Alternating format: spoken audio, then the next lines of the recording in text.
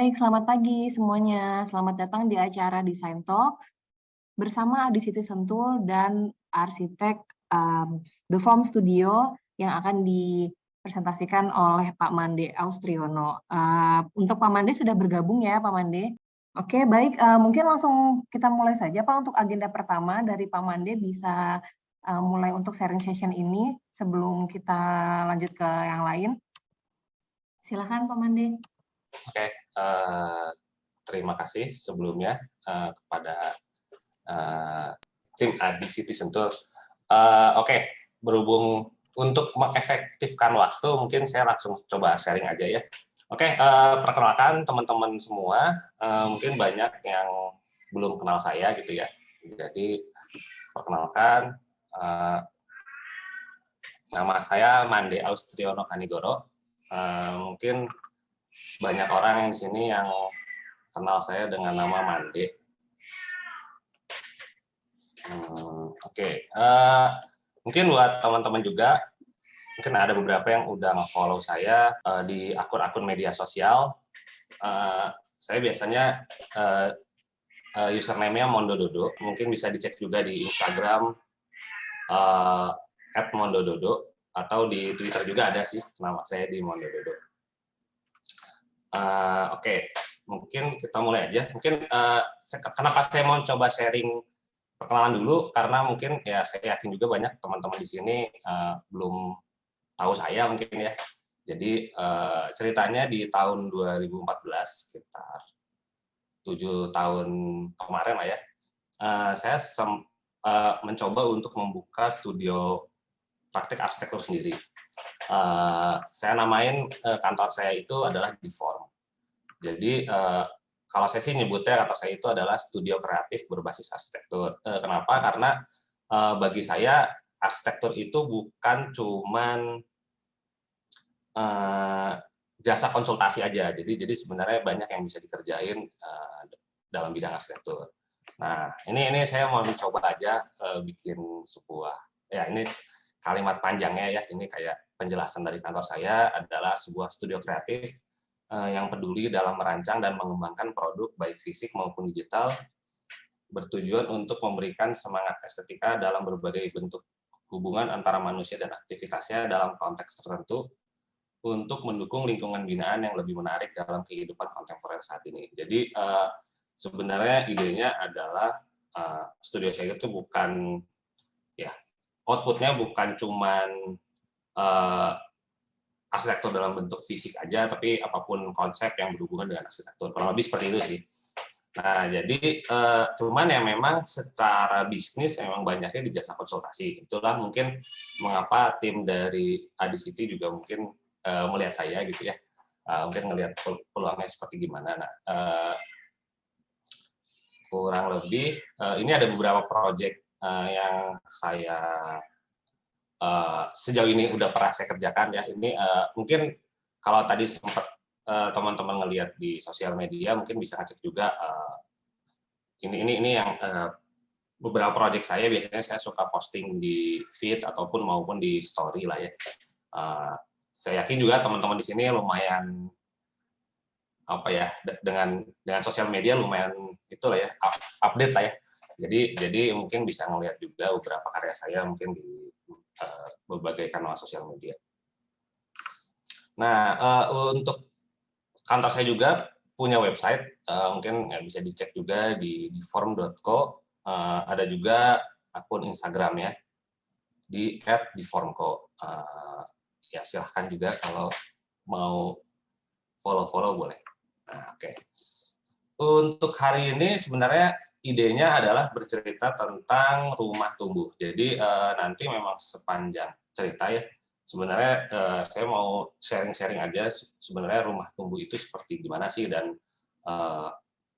kayak tipenya apa aja, terus gimana cara membuat rumah tumbuh, atau ya penerapannya ke dalam bentuk rumah saat ini seperti gimana. Lumayan banyak slide-nya ya, ada hampir 100 slide, jadi mungkin ya silahkan menikmati aja. Oke, pertama sebenarnya saya mau menceritakan ya ini mungkin teman-teman di sini udah kebayang lah bahwa kita sebenarnya kebutuhan primer kita sebagai manusia itu utamanya ada 3 ya. Udah mungkin ya pasti udah hafal ya dari waktu zaman kuliah, zaman sekolah ya. Standarnya adalah sandang, pangan, papan. Nah, jadi papan ini memang salah satu bagian yang cukup krusial dalam kebutuhan primer. Nah, karena konteks di sini saya adalah sebagai seorang arsitek, jadi ya yang fokusnya pasti otomatis kita di area papan ini. Nah, untuk saat ini sebenarnya kita juga ngelihat tren dan kondisi saat ini ya. Jadi kalau kita ngelihat tren dan kondisi, ada perbedaan antara zaman dulu dengan kondisi saat ini. Jadi yang menurut saya sih sebenarnya lumayan berubah polanya. Jadi kalau misalkan kalau dari segi luas lahan, dulu itu cenderung kan lahan-lahannya besar ya, karena memang jumlah populasi manusianya juga belum terlalu banyak. Berbeda dengan ya dulu itu sebenarnya kita nggak usah repotin tahun 1800 atau 1900 ya. Asumsi aja kita berbeda 20-30 tahun terakhir sebenarnya itu perbedaannya lumayan signifikan, bahwa kalau zaman dulu ya cenderung setiap orang itu masih mampu untuk memiliki rumah dengan luas lahan yang relatif besar. Beda dengan sekarang, ya rata-rata udah mulai mengecil ya karena semakin padatnya penduduk gitu, terutama di kota-kota besar. Jadi ini merupakan ya salah satu penyebab juga kenapa ada banyak konsep-konsep belakangan ini, terutama ya ini konsep tentang rumah tumbuh ini. Terus dari segi material ya, dari segi harga-harga juga dari dulu ya relatif murah, sekarang udah mulai harga-harga rata-rata mahal gitu. Jadi itu juga jadi pertimbangan juga. Untuk kebutuhan ruang juga dulu relatif sedikit ya. Maksudnya sedikit adalah dulu kan kebayangnya adalah kalau ruang-ruang yang biasa kita temuin ya standar ya kayak ruang tidur, ruang makan, dapur, ruang tamu dan lain-lain. Kalau sekarang itu kalau ngelihat dari trennya itu sebenarnya udah mulai banyak nih kebutuhan-kebutuhan yang diperlukan untuk ruang-ruang di dalam sebuah hunian atau sebuah rumah. Contoh kayak sekarang ada aja kayak hampir semua, terutama semenjak pandemi ini ya, ada banyak kayak brief bahwa pengen menginginkan kayak study room khusus untuk misalkan video call atau Zoom misalkan ya. Itu juga hal-hal yang mungkin dalam nggak perlu beberapa tahun, ya saya nggak perlu berapa puluh tahun, berapa tahun kemarin kayaknya nggak terlalu banyak tentang tren seperti itu gitu. Terus juga banyak kebutuhan kayak misalkan ada ruang fitness di dalam rumah, terus ada kayak itu banyak ada ruang bermain, ruang apa yang mungkin dulu itu nggak kepikiran sampai sedetail itu. Jadi kebutuhan ruang juga kurang lebih kesini-sini lumayan jadi banyak. Nah, sebenarnya ada beberapa alternatif solusi dari untuk hunian sebenarnya. Karena tadi itu ya, jadi karena dari luas lahan yang udah mulai menyempit, terus dari biaya-biaya juga lumayan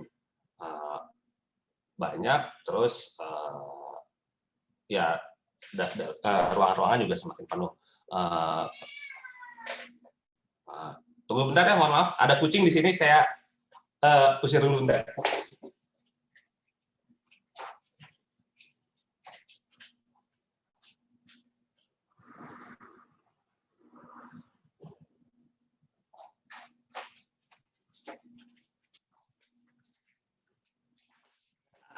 Oke, mohon maaf. Belum di depan rumah banyak kucing. Oke, lanjut. Jadi kalau ya, jadi sebenarnya ada beberapa solusi dari cara kita untuk mencari hunian. Kalau zaman dulu ya kita hanya terpatok sebatas hanya ya udah kita mencari landed house atau rumah gitu ya. Sebenarnya ada solusi lain, yaitu kita mencari apartemen sebenarnya. Cuman ya nanti saya juga akan mencoba jelaskan kenapa ada plus minus antara rumah dengan apartemen. Itu misalkan ngelihat perkembangan saat ini, ya dengan kebutuhan yang banyak tadi sebenarnya masih banyak orang untuk cenderung memilih rumah tinggal yang landed house gitu dibanding dengan apartemen. Kenapa? Karena sebenarnya kalau dari segi kebutuhannya kan kita selalu bergerak dinamis ya. Dalam artian itu saat ini mungkin kita hanya kebutuhannya ini dan ini gitu ya. Misalkan kalau untuk yang belum menikah mungkin nggak perlu lah kayak kamar anak mungkin misalkan gitu ya. Tapi kan siapa tahu dalam beberapa waktu ke depan ya berencana untuk mempunyai keluarga atau menikah, otomatis nanti misalkan mau punya anak, terus kayak akhirnya dibutuhkan kamar anak. Yang itu agak susah bisa kita dapatkan kalau kita membeli apartemen. Kenapa? Karena kalau kondisi apartemen kan bentukannya udah fix ya. Bahkan kita bisa dibilang mau renovasi kasarannya geser kamar mandi atau toilet aja udah nggak bisa gitu kan, karena memang udah satu sistem dengan unit-unit atas bawahnya. Gitu. Sedangkan kalau kita berbicara tentang kebutuhan ya kita kan mungkin dalam 5 tahun atau 10 tahun atau 20 tahun ke depan gitu ya, mungkin kebutuhan itu akan bergerak atau berubah gitu, jadi dinamis. Jadi sebenarnya perbedaan yang cukup signifikan antara rumah tinggal atau hunian landed house dengan si apartemen lebih karena perbedaan itu. Jadi bisa dikatakan bahwa masih sebagian besar bisa dibilang ya kita atau masyarakat di Indonesia masih lebih prefer untuk mencari hunian rumah tinggal. Cuman baik lagi selalu disesuaikan dengan kebutuhan karena ada beberapa juga orang yang memang mencari apartemen lebih semata-mata karena kondisi pekerjaannya atau ya misalnya area mobilitasnya yang nggak pengen terlalu jauh. Tapi berdasarkan pengalaman saya sih ya terhadap klien-klien saya kalau mereka curhat, karena ada tetap punya apartemen, tetap juga ingin suatu saat memiliki rumah atau memang mereka punya dua alternatif gitu sih. Nah, seperti tadi saya bilang juga ya, maksudnya karena kalau kita apartemen itu stuck ya, maksudnya kita nggak bisa layoutnya pun nggak bisa banyak bergerak. Sebenarnya kalau di hunian ya dia bisa berkembang menjadi bisa lebih besar atau bisa dimodifikasi lah ya. Nah, jadi karena itu juga tuh muncullah sebenarnya konsep-konsep baru terutama ya yang berkaitan dengan perkembangannya si rumah ini. Jadi memang yang fokus bisa dibilang fokus kita ya karena kebanyakan kebutuhan yang berkembang, otomatis ya itu konsep rumah tumbuh lumayan diminati dalam beberapa tahun terakhir lah. Itu ya bisa dilihat dari nanti ya misalkan kalau kita dengar atau misalkan searching di berbagai ya, browsing misalkan ke Google atau apa, kalau istilah rumah tumbuh udah lumayan banyak diminatin lah, atau minimal bahwa rumah suatu saat pengen bisa bergerak nggak stuck gitu, itu udah lumayan diminatin gitu karena udah tahu bahwa ini suatu saat kalau saya ada rezeki mungkin saya akan mencoba untuk kembangin ini atau pengen punya ruangan khusus untuk ini gitu. Jadi lumayan. Nah itulah apa ya yang mendasari si rumah tumbuh ini. Nah, jadi bisa dibilang sih sebenarnya kalau kita berbicara tentang si rumah tumbuh, kalau kita definisinya sih memang pasti akan beda-beda ya. Jadi saya sendiri nggak punya suatu definisi pasti lah tentang apa itu rumah tumbuh. Cuman kalau bisa dibilang sih sebenarnya rumah tumbuh itu adalah hunian yang pembangunannya dilakukan bertahap. Nah, definisi ini sebenarnya lumayan krusial ya, karena tahapannya yang kalau kita bicara rumah tumbuh itu bukan kayak bebas mau sampai kapanpun, cuman pasti akan ada limitnya. Jadi sebenarnya yang harus mungkin teman-teman di sini aware gitu ya, bahwa rumah tumbuh itu tetap ada mentoknya juga sih sebenarnya. Kenapa? Karena untuk menciptakan hunian yang nyaman itu memang nggak bisa unlimited terus diutak-atik, pasti akan ada proporsi yang nyamannya mentoknya di mana. Kalau setelah dari situ mungkin hunian dirasa tidak nyaman lagi.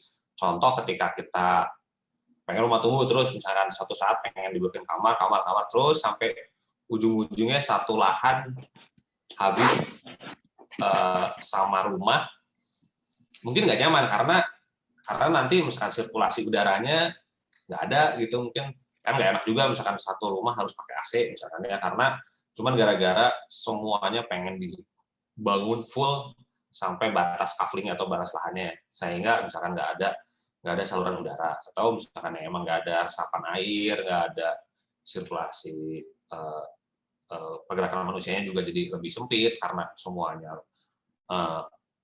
udah kepake kasarannya. Itu juga sebenarnya bisa dibilang nggak baik juga. Jadi sebenarnya hunian yang pembangunannya dilakukan bertahap, tetap aja ada tanda petiknya adalah ada maksimum tahapannya. Jadi itu yang mungkin bisa dicermatin juga sama teman-teman bahwa mentoknya di mana nih. Jadi mungkin ketika udah mentok, ya alternatif pilihan lainnya mungkin harus mencari hunian baru di lahan yang lain gitu. Kalau memang terlalu banyak kebutuhannya. Jadi beberapa pertimbangannya adalah selalu menyangkut tentang jangka panjang sebenarnya. Jadi hunian atau konsep rumah tunggu ini selalu berpikir, kenapa sih ada konsep rumah tunggu ini? Karena selalu berpikir tentang jangka panjangnya seperti apa. Jadi sebenarnya yang harus dicermati benar-benar adalah jangka panjangnya gimana. Jadi seperti tadi saya sebutin di awal, harus tahu batasannya. Jadi misalkan oke lah, kita untuk saat ini bisa rumah tunggu dengan kebutuhannya segini sebagai tahap awal gitu ya. Nah, berarti kita harus tahu kebutuhan max itu ngapain sih gitu. Apa yang sekiranya akan dibutuhin dalam mungkin itu dalam waktu tertentu, misalkan setahun lagi butuh apa sih, 2 tahun lagi butuh apa sih. Dan tetap ya namanya kebutuhan harus diimbangin juga dengan kondisi finansial. Nah, ini juga yang jadi pertimbangan lumayan penting. Jadi kayak misalkan udah tahu nih kalau misalkan rumah tunggu mau buat misalkan nambah lagi 1 kamar gitu ya. Nah, kita harus tahu juga kebayang nih 1 kamar itu sebenarnya biayanya berapa sih sebenarnya untuk saat ini. Nah, terus kalau misalkan mau dibangun di dalam 5 tahun ke depan, yang harus dipikirkan juga adalah berapa kenaikan biaya-biaya material yang sekiranya akan terjadi di dalam 5 tahun ke depan. Nah, karena banyak juga masih banyak ya misalnya ini pandangan beberapa calon klien saya atau klien-klien saya terdahulu waktu sebelum kita diskusi ya, adalah cenderung pengennya udah tahu nih, oke mungkin dalam 3 tahun ke depan pengen punya ini, dalam 5 tahun ke depan pengen ini. Cuman belum memikirkan bagaimana cara untuk mendapatkan ruangan tersebut, dilihat dari segi finansialnya. Jadi kalau kita berbicara misalkan, oke lah, pengen punya atau nambah lantai 2 misalkan ya. Tapi cuman punya duitnya mungkin cuma 10 juta gitu. Nanti kan pertimbangannya, wah dengan duit segini bisa jadi apa sih? Nah itu sebenarnya yang mungkin jadi pertimbangan utama ketika mau rumah tunggu. Kita harus tahu dulu nih nyusun anggarannya gimana nih sampai untuk mencapai si tahapan berikutnya. Jadi pokoknya kalau kita udah ngomongin tentang konsep rumah tunggu, ya kita harus berpikir bahwa semuanya adalah berpikir tentang jangka panjang. Jadi nggak bisa kayak gimana nanti gitu ya. Kita nggak bisa ngomongin gimana nanti deh gitu ya. Nggak, tapi kalau kita emang udah berpikir kayak mau membangun dengan cara rumah tunggu, harus berpikir kayak nanti gimana gitu. Nanti gimana, selalu berpikir gitu. Nah, hal tersebut sebenarnya apa ya? Kalau dari saya sebagai sisi konsultan atau arsitek, itu sesuatu yang nggak bisa dibantu. Dalam artian dibantu adalah setiap kebutuhan masing-masing orang akan berbeda. Yang bisa dibantu adalah solusi dari desainnya kan. Fungsi arsitek di sini kan adalah solusi dari desainnya. Cuman kalau ngebantu kayak nanti maunya gimana ya, atau nanti butuhnya apa aja ya. Nah itu sebenarnya harus menyesuaikan dengan kondisi masing-masing per orang. Jadi kalau teman-teman di sini masih belum kebayang, ya mau nggak mau harus ngebayangin dulu. Karena saya kan atau arsitek nggak bisa ngebantu masa depan masing-masing kliennya gitu. Jadi pasti harus didahulukan dari udah tahu keinginannya seperti gimana, baru bagaimana cara mendapatkannya keinginan tersebut. Nah, nanti dari sisi desain itulah fungsi arsitek adalah untuk membantu kayak gimana caranya itu semua bisa terwujud dengan pertimbangan tadi. Nah, seperti tadi saya bilang, ini ya poin-poinnya adalah ya pertama adalah kondisi finansialnya harus kebayang, terus ya kebutuhan ruangnya itu yang harus dipahami dulu apa aja sih yang sebenarnya yang diperlukan untuk mencapai si kondisi idealnya nanti di suatu saat di masa depan gitu.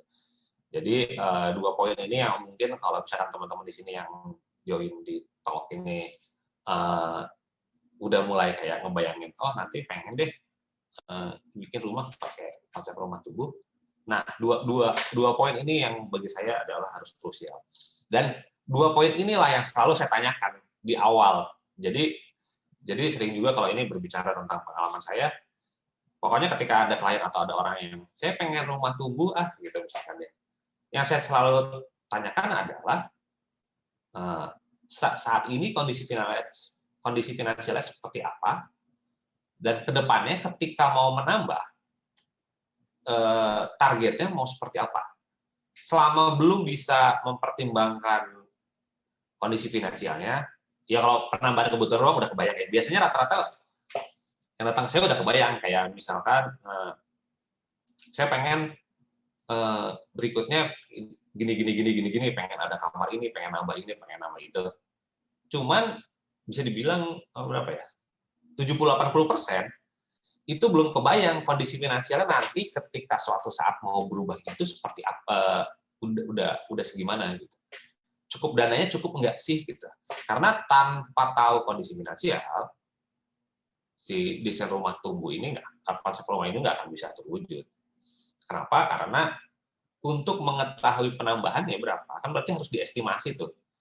Oke, misalkan udah tahu nih tahap 1 dananya segini, pengennya ini. Berarti harus kebayang juga nih, kalau tahap 2 pengennya ruangannya ini, nambah apa aja, punya dananya nanti diperkirakan berapa. Kenyataannya memang kan kita nggak bisa berpikir kayak udah tahu, atau bahkan biasanya cenderung bahwa di tahap berikutnya malah belum ada duitnya gitu. Cenderungnya kayak ya belum ada duitnya sih. Ya bagi saya sebagai arsitek ya nggak masalah juga. Yang penting udah ngebayangin nanti akan punya dana berapa di masa depan gitu. Karena sebenarnya bisa dihitung ya, bisa diperkirakan lah. Oke, untuk kumpulin rumah segini, dananya segini, udah bisa nabung berapa lama. Nah, untuk tahap 2-nya harus tahunya berapa. Baik lagi, ini untuk menciptakan semata-mata ya untuk menciptakan konsep rumah tumbuh secara ideal. Kalau nggak ideal gimana ya bikin aja ala kadarnya. Itu yang sering-sering terjadi misalkan di dalam misalkan ya kalau saya bilang di desa nggak juga, di kota banyak sih. Misalkan kita mungkin ngelihat lah di tetangga kita atau mungkin di beberapa kalau misalkan lagi jalan kemana tentang bahwa banyak orang yang bikin misalkan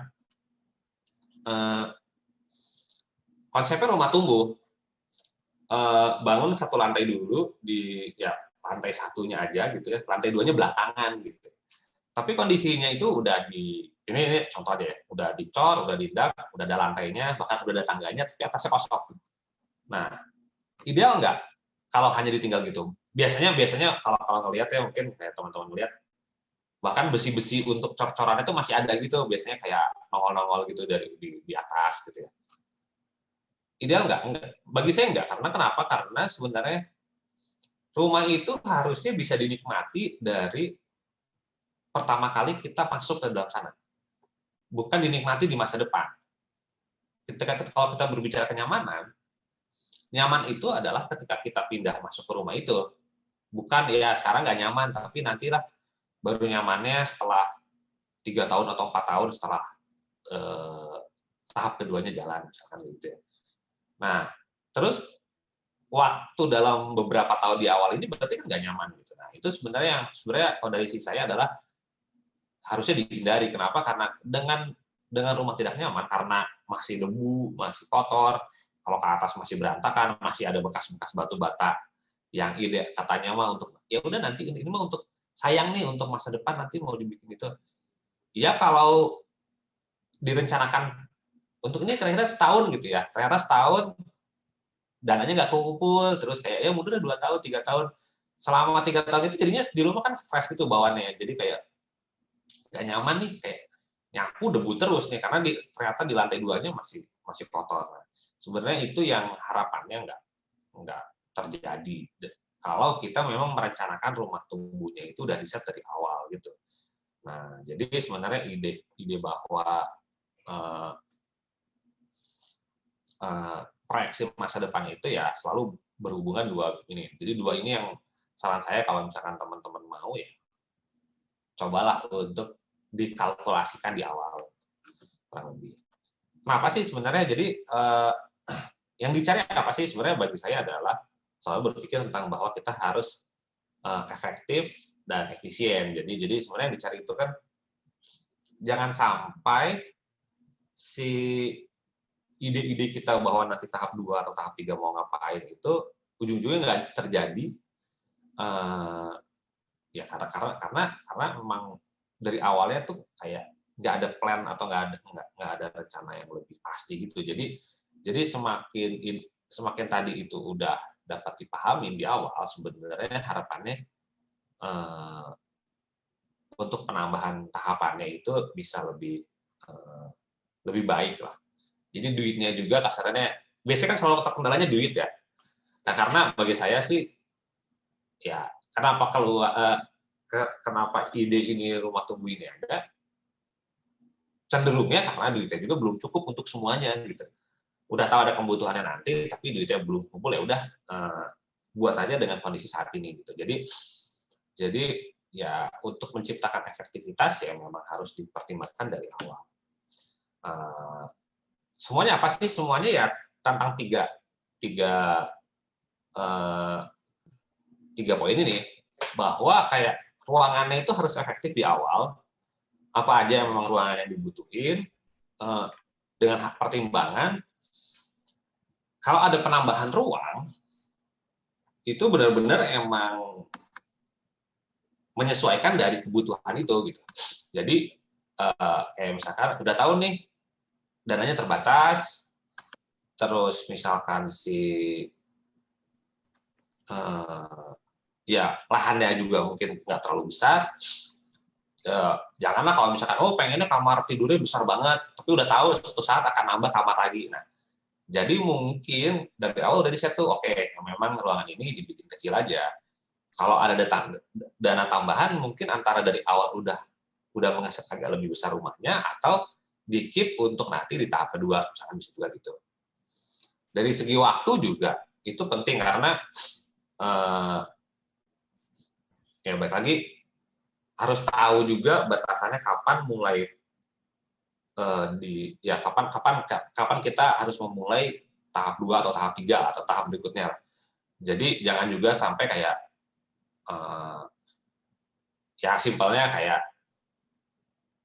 contoh aja misalkan kayak oke nih pengen punya kamar anak gitu ya. Nah, kebetulan rumahnya saat ini nggak terlalu besar, terus emang belum ada kamar anaknya misalnya. Nah, kapan sih waktu yang pas untuk bikin kamar anak? Nah, ini sering terjadi nih. Nah, kalau saya selalu nyaraninnya adalah harus tahu juga nih nanti ketika suatu saat misalkan ketika kehamilan mungkin belum diperlukan kamar anak khusus misalkan masih bisa nebeng ke kamar orang tuanya atau kamar master.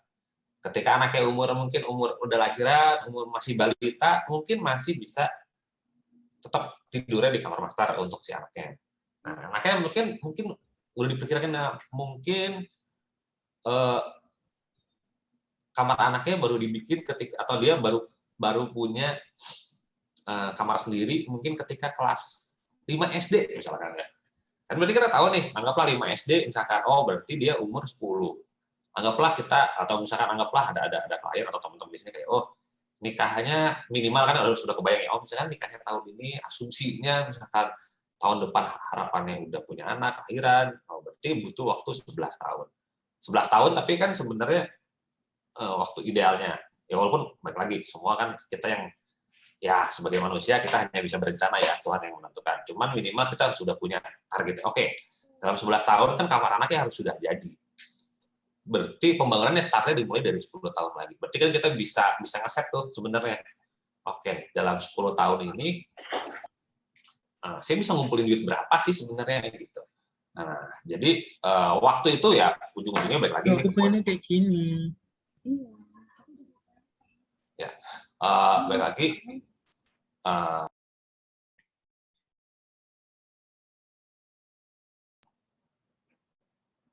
Oke.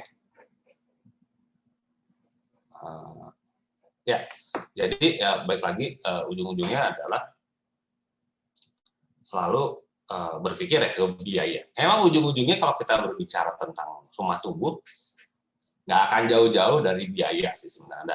Masalahnya biaya ini kan yang sebenarnya nggak bisa kita kontrol dan nggak bisa kita samaratakan dengan semua orang di sini. Jadi ketika misalkan ada yang nanya, standarnya berapa sih biayanya?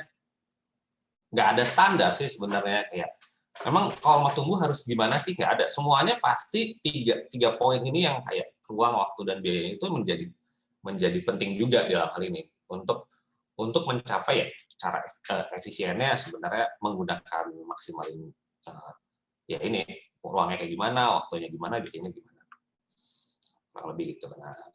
Nah, next-nya adalah jenis dari rumah tumbuh. Jadi sebenarnya rumah tumbuh bisa dibilang itu ada overall ya, ada dua jenis sebenarnya. Satu adalah yang tumbuhnya secara vertikal atau ke atas ya, atau secara horizontal. Nah, perbedaannya gimana sih? Jadi bisa dibilang simpelnya ya, yang berbentuk horizontal itu adalah numbuhnya ke samping. Jadi pertimbangannya adalah anggaplah kita punya lahan ada sisa, terus kita mau memperbesar area belakangnya. Nah, itu sebenarnya bisa dibilang itu rumah tumbuh secara horizontal gitu. Nah, ini sebenarnya biasa juga yang bukan selalu ya. Sering dimaksimalkan oleh para developer ya untuk ya baik lagi developer kan cenderung bahwa memang dari sisi bisnis selalu ada bisnis ya, developer kan ada bisnis ya. Mencoba untuk mencari kebutuhan masing-masing orang gitu ya. Jadi kayak udah tahu trennya kayak gini, dibuatlah rumah dengan mengikuti tren. Nah, tapi itu juga salah satu juga cara untuk developer memahami si kebutuhan masyarakat saat ini. Contohnya adalah kalau kita berbicara tentang rumah tumbuh horizontal itu selalunya adalah misalkan contoh menyediakan space di area belakang. Itu menurut saya itu salah satu trik yang sering digunakan oleh developer untuk memahami kondisi saat ini bahwa bukan paling murah ya, paling mungkin bisa dibilang lumayan efektif adalah penambahannya ke belakang. Karena kan kalau depan cenderung emang udah standar ya, dalam artian kita untuk memaksimalkan value dari sebuah kompleks, cenderung kan area depan itu banyak developer yang kayak mensyaratkan nggak boleh berubah secara fasad. Jadi triknya adalah memang developer memberikan space area belakang biasanya ujung-ujungnya entah untuk jadi penambahan dapur lebih besar atau tiba-tiba ada ruangan di belakang lebih banyak, nambahin ruangan. Nah, di area belakang cenderungnya ya samping kalau misalkan biasanya ada beberapa tipe hook itu boleh nambah samping, tapi rata-rata sih seringnya adalah horizontal itu ke belakang. Kenapa? Karena jadi dari depan juga secara bentuk overall bangunan nggak mengganggu dengan kanan kirinya gitu. Jadi tetap si kompleksnya bisa terjaga rapi, cuman perbedaannya adalah setiap rumah dengan segala kebutuhannya punya penambahan desain yang baru yang beda-beda gitu. Nah, yang kedua adalah vertikal. Vertikal itu adalah ya atas bawah kan ya sebenarnya simpelnya. Nah, vertikal ini biasanya dipakai untuk ketika sebuah desain rumah itu udah mempertimbangkan atau memperhatikan suatu saat bisa membangun sesuatu di lantai atasnya. Contoh adalah Nah, itu tadi seperti yang biasa ya kita lihat gitu ya, untuk tadi saya contohin di awal adalah kadang-kadang banyaknya orang-orang menganggap bahwa vertikal itu udah aja sekarang satu lantai, nanti suatu saat jadi 2 lantai. Masalahnya adalah kalau kita membongkar atap, itu biayanya relatif besar. Karena ya berarti pertimbangannya itu bukan cuma biaya ngebongkarnya ya. Selalunya kalau kita misalkan nanti mau naikin rumah menjadi 2 lantai. Pertimbangannya adalah pertama ada biaya untuk membongkar atap paman. Satu tuh. Dan yang kedua adalah ada biaya untuk merapikan lantai 1. Karena udah pasti lantai satunya akan berantakan. Dan kita juga nggak bisa pungkiri ya, bagi tukang, mereka mah nggak akan seapik kita merawat rumah. Apalagi mereka emang disuruh untuk membangun lantai atasnya gitu. Ya mereka kan pasti ya udah demi efisiensi, ya udah aja pokoknya kerja dengan pertimbangan ya nanti ada debu-debu bisa disingkirin belakangan. Cuma kan masalahnya kerusakan itu kadang-kadang nggak sebanding gitu. Ujung-ujungnya kita harus mempersiapkan dana untuk merapikan lantai bawahnya kalau lantai atasnya dibongkar. Maksudnya yang awalnya atap menjadi lantai. Nah, dan yang ada poin yang mungkin sering banyak yang lupa juga bahwa kalau kita membongkar atap terus kita naikin menjadi 2 lantai, bahwa ada biaya juga untuk kita memindahkan barang sekaligus memindahkan kitanya juga. Itu yang banyaknya yang suka kelupaan gitu, bahwa ada budget untuk kita harus menyewa rumah. Dan rumah itu kalau nyewa rumah kan rata-rata minimal setahun ya, bukan kayak walaupun mungkin pengerjaannya mungkin bisa di bawah setahun gitu ya. Tapi tetap aja kita butuh dana untuk nyewa rumahnya kapan, nyewa rumahnya berapa, terus kayak apakah barang-barang kita juga udah banyak sehingga kadang-kadang ada beberapa kasus di mana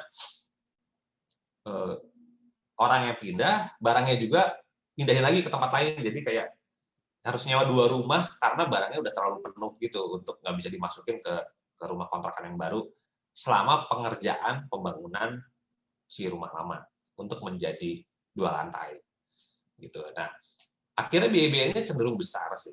Cuman ya baik lagi kadang-kadang kan kita nggak bisa mengelak dari itu ya karena kebutuhannya udah nambah, terus kondisi rumahnya udah begitu. Jadi sebenarnya kalau mau berbicara bahwa kalau sebaiknya memang dari awal kalau udah tahu itu akan ada rumah tumbuh atau udah tahu pengen ngebikin rumah kita menjadi rumah tumbuh, bikinlah rumah yang sudah lengkap dalam artian misalkan 2 lantai atau 3 lantai gitu ya.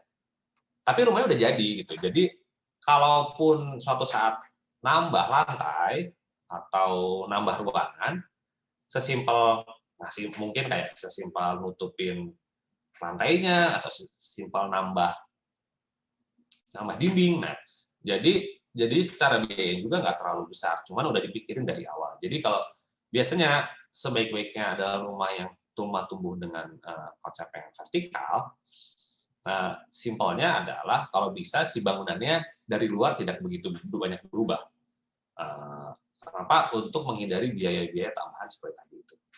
Nah, ini saya ada untuk di diskusi kali ini sebenarnya saya ada bawa 2 sampel beberapa proyek saya lah. Untuk contoh untuk si rumah tumbuh, satu untuk dari horizontal, satu lagi dari vertikal. Jadi untuk yang horizontal saya mencontohkan ini adalah desain rumah MO House ya. MO House itu saya biasanya selalu menamakan nama-nama proyek saya sesuai dengan nama pemiliknya. MO itu ya ceritanya ini adalah rumah saya. Jadi M itu adalah Mande, istri saya namanya Oci. Nah, jadi desain rumah saya itu awalnya begini. Dulu ya tahun 2014 sebenarnya rumahnya udah relatif lama sih. Dulu itu saya waktu itu ngebudgetinnya cuman punya duit kebetulan. Waktu itu masih single ya. Jadi belum ada istri belum istri belum banyak berkomentar karena dulu masih pacaran. Jadi Ya udah saya bikin lah, terserah saya dong, kan belum nikah waktu itu kan gitu. Jadi waktu itu saya bikin rumahnya cukup simpel. Kebetulan dananya juga waktu itu nggak terlalu banyak, jadi relatif ya masih dikit lah. Nah jadi dulu kepikirannya ya udah bikin teras, terus ada langsung ruang keluarga, terus ya simpelnya ada toilet, ada dapur gitu. Dapur juga kebayangnya cuman ya sesimpel masih single gitu ya, kayak yang penting bisa Indomie terus digoreng ada direbus cukup kali ya gitu ya. Terus ada ruang makan di bawah tangga, sesimpel gitu. Nah kalau teman-teman ngelihat ya, sebenarnya ngelihat dari Dena ini, ini sebenarnya lumayan. Saya berdiskusi sama teman-teman saya yang percaya Feng Shui, katanya nggak baik. Kenapa? Karena dari pintu depan sama pintu belakang lurus, kayak langsung gitu, dari depan ketemu pintu belakang. Secara Feng Shui sebenarnya nggak baik. Cuman bagi saya waktu itu berpikir kayak bukan masalah Feng Shui, tapi masalah gimana caranya saya mempermudah untuk rumah tumbuhnya ke belakang. Jadi ide saya adalah nanti suatu saat itu saya mau bikin lahan di area taman belakang ini. Jadi saya masih ada kan, kalau teman-teman lihat di sini di layar ya, ada 3,2 plus 1,2 untuk penambahan di belakang. Nah, gimana caranya maksimalin adalah dari awal saya ngeset bahwa kalau teman-teman lihat di dapur ini samping kirinya kan ada garis-garisnya. Itu adalah jendela dan itu jendela full. Jadi memang dari awal saya ngeset di belakang itu nggak ada dindingnya, karena suatu saat kalau mau memperbesar area belakang, saya tinggal mencopot aja si kaca-kacanya, jadi saya nggak harus membobok dindingnya gitu. Jadi ide saya waktu itu kayak gimana caranya suatu saat kalau mau dijebol gitu ya belakangnya, sesimpel itu. Jadi benar-benar kayak ya udah tinggal jebol aja kacanya. Itulah kenapa kalau misalkan saat ini mungkin bisa dibilang ya, wah nggak enak nih, Feng Shui-nya kayak kok pintu masuk ketemu pintu lagi. Ya untuk saat ini mau nggak mau, karena pertimbangan saya adalah kedepannya gampang gitu. Nah, idenya juga sebenarnya ini nyambung ke lantai 2-nya. Jadi emang dari awal saya udah bikin rumah saya itu 2 lantai, di atasnya adalah kamar tidur. Jadi karena berpikirnya gimana caranya nih tukang kalau masuk ke dalam rumah itu benar-benar langsung aja gitu, lurus gitu. Jadi harapannya saya masih ada di lantai atas. Toh kan tukang kalau udah malam ya udah nggak ada ya, paling kan siang-siang doang. Jadi waktu itu saya berpikirnya ya udah, ketika di lantai atas saya masih bisa tinggal di situ, tukang-tukang bisa gerak maju mundur cepet gitu. Jadi dia nggak belok-belok tukangnya. Ya udah aja, selama siang pintu depan buka, pintu belakang buka, kerja, pas sudah terakhir baru dicopot si jendelanya. Kurang lebih gitu idenya.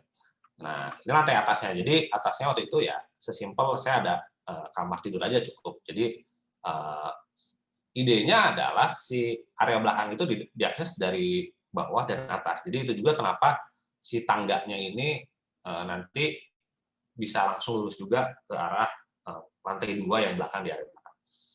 Tapi baik lagi, ini desain saya waktu tahun 2014 bikinnya ya. Jadi itu desain saya waktu 2013. Sebenarnya banyak apa ya? Banyak hal-hal yang miss dalam desain ini. Tapi itu wajar karena ya setiap yang namanya arsitek sih setiap tahun harusnya semakin pintar ya, harusnya ya. Semakin banyaknya project, semakin evaluasi terus apa aja kekurangannya. Jadi pasti ngerasa bahwa desain sebelumnya itu pasti lebih jelek karena nemu lagi ilmu baru gitu. Jadi nggak ada arsitek yang dia stuck merasa desain sebelumnya, desain yang lama itu bagus terus gitu. Pasti ya karena ada titik di mana enggak ya dulu kayaknya harusnya bisa gini ya harusnya. Nah itu juga terjadi sama saya. Jadi kalau saya ngeliat desain rumah saya sih ya biasa aja, karena saya kayaknya banyak, kalau sekarang saya desain ini kayaknya banyak ilmu-ilmu yang ya lumayan berubah lah. Ini kan udah sekitar 7 tahunan kan, 7 tahun kemarin. Nah ini kurang lebih secara 3D-nya yang mungkin buat teman-teman yang agak kurang memahami dananya seperti gimana. Jadi tanahnya kayak begini, ini saya bikin kayak tadi ada 2, yang kuning itu adalah sirkulasi untuk horizontal, untuk depan ke belakang, yang ungu itu adalah untuk lantai 2. Nah, terus itu ada tadi saya bilang ada ruang keluarga, ada untuk mandi sama untuk dapur. Ini karena saya pengennya di dalam rumah pengen ada pohon, jadi saya masukin pohon di dalam rumah. Idenya kayak gitu. Nah, jadinya kurang lebih kayak gini. Nah, tadi yang saya bilang di area belakang itu ceritanya kaca aja, jadi tinggal saya bongkar suatu saat nanti. Nah ini akhirnya si lantai 2 ya kurang lebih kayak gini. Ini ceritanya lantai 2 juga tetap kaca semua, jadi suatu saat akan bisa dibongkar. Nah ini kebetulan rumah saya. Nah, memang rumah saya kalau dari depan, kalau teman-teman lihat depannya kayak nggak ada jendela ya, karena memang saya fokusnya semua jendelanya di belakang. Kurang lebih gitu. Nah ini yang ini idenya. Nah ini beberapa foto. Ini sebenarnya fotonya juga udah lama karena kemarin saya sempat di tahun 2019 ya, 2020 ya 2019 sebelum pandemi ini saya sempat renovasi beberapa detail-detail, jadi udah ada beberapa sedikit perubahan dari yang ini. Tapi kurang lebih kayak gini, jadi emang depannya sih masih, dan atasnya juga kalau teman-teman lihat kan bentuknya mezanin ya. Jadi kayak lantainya nggak full. Itu juga termasuk salah satu penambahan secara vertikal untuk di rumah ini. Ya dikit sih, paling cuma nambah aja membesarkan lantai 2-nya sih. Jadi rumah ini sebenarnya ada horizontalnya, fokusnya di horizontal, cuman kalau udah mentok pengen kamar lebih besar lagi, saya at least masih bisa nambahin dikit untuk vertikalnya. Nah, ini ada beberapa foto-foto aja sih. Ya lumayan kita. Mungkin buat teman-teman yang udah sempat follow Instagram saya, mungkin udah lumayan hafal juga dengan bentukan ini.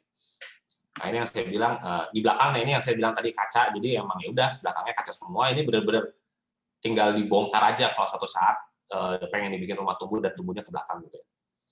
Jadi kurang lebih gini. Nah ini area kurang lebih tadi lebarnya kan rumah saya kecil ya kebetulan, lebar kanan kirinya 5 meter, terus 3,5 meter untuk depan belakangnya. Ini sebenarnya yang suatu saat nanti ide saya adalah rumah tumbuhnya adalah di lantai bawah akan menjadi tambahan ruang keluarga, lantai atasnya adalah untuk kamar anak. Kurang lebih ini adalah contoh rumah tumbuh secara horizontal. Kurang lebih ini ke atasnya. Nah ini yang tadi saya bilang. Nah ini yang untuk kalau misalkan suatu saat mau vertikal ya tinggal nambah aja nih, si kamar saya dipanjangin ke depan gitu. Masih ada space lumayan juga sekitar 2 meteran kali 5. Jadi sebenarnya bisa memperbesar juga untuk lantai 2-nya. Nah, kurang lebih gini. Nah ini kan lumayan tuh masih ada gap juga. Jadi kayak nggak memaksimalkan dulu si ruangan ini mentok gitu ya. Jadi ada kalau di bahasa arsitek itu namanya ada void ya. Void itu adalah lubang. Jadi memang ada lubang depannya, jadi bisa nanti nambah lagi di lantai 2-nya. Cuman ini karena berhubung ini adalah saya mencontohkan untuk yang horizontal dulu, kurang lebih seperti beginilah.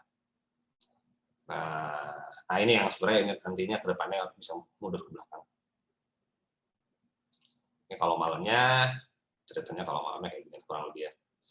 Nah ini sebenarnya satu udah.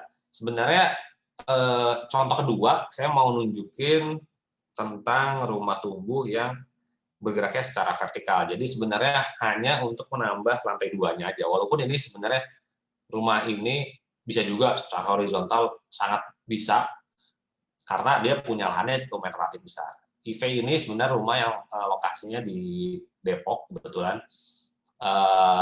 Mungkin teman-teman kalau sempat ngelihat atau sempat ini adalah kebetulan si pemiliknya punya akun Instagram juga namanya rumah imani, bisa ngecek. Nah kebetulan saya juga untuk project ini nggak ada foto-fotonya karena belum sempat foto, baru jadinya kurang lebih di 2019 sebelum pandemi banget. Jadi selama setahun kemarin saya mau foto agak nggak enak karena ya di musim pandemi gitu ya. Tapi idenya seperti gini. Jadi lantai satunya seperti gini. Rumah ini cuma 2 lantai sebenarnya. Kebetulan posisinya ada di rumah ini ada. Jadi ini rumah ini adalah di samping rumah utama. Jadi ini sebenarnya rumah pemberian dari orang tuanya kepada anaknya, kayak nge-spare gitu. Ini ada halaman besar, sok aja pakai ya, gitu. Cuman kondisi keuangannya juga nggak terlalu banyak waktu itu, jadi kayak udahlah kita bikin rumah tunggu aja. Nah tapi tunggunya gimana ya? Udah sekarang fokus dulu ke atas. Waktu itu memang anaknya ya, maksudnya kebetulan masih bayi juga, jadi kayaknya belum, nggak perlu lah untuk saat ini dibuatkan kamar anak. Cuman gimana caranya suatu saat pengen punya kamar anak gitu. Jadi idenya seperti gini kurang lebih, masuk langsung ruang makan plus dapur langsung gitu ya. Terus ya ada ruang tamu yang sebenarnya ruang keluarga juga. Terus kalau di lantai atasnya dia cuman ya udah untuk saat ini ada kamar tidur anak, ada area bermain, terus ada kamar tidur master yang sebenarnya belum aja. Jadi sebenarnya dalam konsep ini saya bikin lantai 2-nya kotakan aja, nggak ada sekatnya. Nah, sekatnya ini idenya adalah suatu saat ketika anaknya nanti sudah besar, tinggal disekat gitu. Jadi sebenarnya eh, yang vertikal itu sebenarnya yang mudah kalau memang udah di-set dari awal gitu. Jadi seperti tadi saya bilang di awal kayak yang penting dari depannya atau dari keseluruhan bentuk bangunannya udah nggak berubah, sebenarnya mudah untuk bikin rumah tembus secara vertikal gitu. Yang berat itu adalah vertikal tapi nggak direncanain dari awal, atau ya itu buatnya adalah satu lantai dulu, lantai 2-nya belakangan gimana nanti. Nah, kurang lebih ini saya masih masukin 3D-nya dulu ya uh, untuk fotonya kurang lebih alhamdulillahnya kurang lebih bentukannya sama ya dengan yang ini. Jadi mungkin kalian bisa juga teman-teman di sini ngecek di Instagram ya, cek aja namanya @rumahimani. Atau di YouTube juga kebetulan kayaknya dia udah berapa kali masuk beberapa channel YouTube tentang dekorasi rumah gitu. Jadi kayak sempat masuk video-video di YouTube gitulah. Kurang lebih bentukannya sama. Ini yang saya share sebenarnya lebih ke konsepnya dulu. Jadi memang dia pengen ada coffee shop gitu ala-ala. Jadi kayak di luar bisa nongkrong-nongkrong. Dalamnya sih sebenarnya kalau teman-teman lihat ya cukup ya udah dibuat belum aja, karena apapun kebutuhannya nanti aja gitu. Yang penting sekarang cuman 2 orang suami istri plus anak bayi cukupnya segitu gitu. Jadi ini kurang lebih kayak gini. Lantai satunya naik ke lantai satunya masih lantai 1. Ini saya cepetin aja ya biar enak. Nah, jadi di lantai 2-nya bentuknya masih belum aja gitu untuk saat ini. Jadi mungkin suatu saat ketika mereka baru anaknya tinggal disekat aja gitu kan. Sekatnya juga sebenarnya ya banyak kalau misalkan ada dana bisa juga pakai tembok batu bata. Kalau misalkan dananya nggak ada ya mungkin sebangsa partisi juga mungkin pakai GRC juga udah cukup sih sebenarnya. Jadi ini idenya. Jadi untuk saat ini saya mau ya yang saya ceritain di project ini lantai 2-nya sebenarnya masih belum besar aja. Jadi simpel ini untuk area toiletnya. Area belakangnya kurang lebih kayak gini. Ini kamar anaknya. Jadi ini sebenarnya kamar belakang-belakangan sama si kamar master itu. Nah, idenya sebenarnya ya ini saya mau sharing aja, berhubung ini udah agak beberapa slide terakhir gitu ya. Mau ngasih tips dan trik aja untuk siapa tahu teman-teman ada yang tertarik bikin rumah tunggu. Yang pertama adalah harus direncanakan dari awal. Itu udah pasti ya, udah wajib. Kalau kita pengen rumah tumbuh ya ngomong dari awal. Oke, rumah ini akan menjadi rumah tumbuh. Berarti harus tahu juga mana, apalagi skala prioritasnya, mana aja yang harus dibuat di awal, mana yang baru dibuat di kedua atau di tahap berikutnya. Terus itu juga yang penting. Terus orientasinya harus masa depan ya. Jadi harus mikirin masa depan, jadi tahu next-nya tuh mau gimana. Dan yang terakhir adalah harus, nah ini mungkin bisa dibilang keseluruhannya ya, harus mengeset kondisi finansialnya. Jadi ini saya udah mention dari awal, finansialnya harus tahu dulu nih enaknya gimana, terus kondisinya seperti gimana. Jadi itu mungkin yang 4 poin ini yang mungkin bisa dibilang kayak tips-tips untuk kalau merencanakan rumah tunggu itu kurang lebih seperti itu. Idenya seperti gitu untuk materi obrolan kita kali ini ya. Simpel, jadi kalau misalkan ada teman-teman yang mau nanya juga boleh, silakan aja. Nanti mungkin kayaknya ada sesi untuk tanya jawab juga boleh. Mungkin ada tambahan bonus aja nih, bonus. Ada sedikit request dari tim HD City Sentul tentang diminta untuk review dong denah rumahnya seperti gimana. Apakah bisa nggak sih dari desainnya dari tipe yang ini itu sebagai rumah tunggu. Nah, menariknya kalau saya lihat sih sang arsiteknya ini kebetulan ini memang bukan saya yang desain ya, jadi saya juga nggak akan banyak bercerita tentang panjang lebih detail tentang desainnya seperti gimana. Cuman kalau kita review sebenarnya menariknya tipe yang baru dari si Adicity Sentul itu mereka bisa bikin si rumah yang dijual ini itu bisa tumbuhnya 2 dua aspek, yaitu dari vertikal dan horizontal seperti tadi saya sampaikan. Jadi di tipe yang Aruna ini menarik sih sebenarnya. Ini saya simpel aja ya. Baik lagi bukan saya yang desain, jadi saya nggak akan komentar tentang lebih jauh tentang detailnya. Ini ada dena lantai 1, dena lantai 2, dan atap. Yang menurut saya menarik adalah kalau teman-teman lihat ya dari tadi apa yang saya sampaikan dari awal adalah dari tipe ini tuh untungnya di belakangnya itu nggak full. Jadi sebenarnya ada peluang untuk membangun apapun ke belakangnya atau memperbesar ke belakang. Menurut saya itu sudah cukup mewakili untuk rumah tumbuh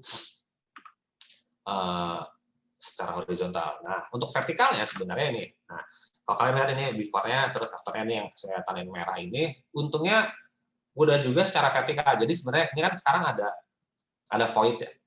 Ada void atau ada lubang lah, lubang di atasnya area untuk dapur. Yang sebenarnya ini sangat bisa banget untuk next-nya dikembangin entah jadi ruang apapun gitu ya, bisa jadi kamar lagi atau ya toilet baru atau apa, tapi ya paling aman adalah sebenarnya nambah kamar sih sebenarnya untuk di sini. Jadi secara vertikal sebenarnya ya kalau nge-review dari Dena ini simpelnya ini bisa banget nih rumah tumbuh untuk secara vertikal, cuman balik lagi harus kebayang dulu apakah perlu nggak sih nanti suatu saat mau nambah kamar lagi atau enggak. Dan yang kedua adalah area belakang tadi saya sebutin di awal ya, jadi kayak sebenarnya area belakang ini sangat bisa banget dimanfaatin untuk pengembangan berikutnya. Entah mau jadi apa sebenarnya lumayan ngeset 1,75 area kan sebenarnya bisa untuk nambah-nambah sesuatu di area belakang. Saya sendiri kurang menyarankan kalau area samping itu kan ada koridor kecil ya untuk dipakai. Kenapa? Karena kayaknya itu akan bisa dipakai untuk sirkulasi cahaya juga. Jadi kayak biar nggak terlalu pengap dan udara gitu ya. Saya tetap mempertahankan kalau misalkan teman-teman di sini ada yang tertarik sama denahnya ini atau sama ya desain yang ini, saran saya si gap bangunan ini yang ada koridor itu, saran saya jangan suatu saat kalaupun kalian mau pengen rumah tumbuh tetap aja dibiarin aja mending, karena pasti nanti berguna juga bisa naruh jendela di samping atau naruh bukaan-bukaan biar udara masuk dan cahaya masuk sampai ke lantai 1. Jadi menarik sih sebenarnya untuk denah ini, bisa kalau ngomongin rumah tumbuh ya bisa horizontal juga dengan cara ke belakang sama bisa vertikal juga.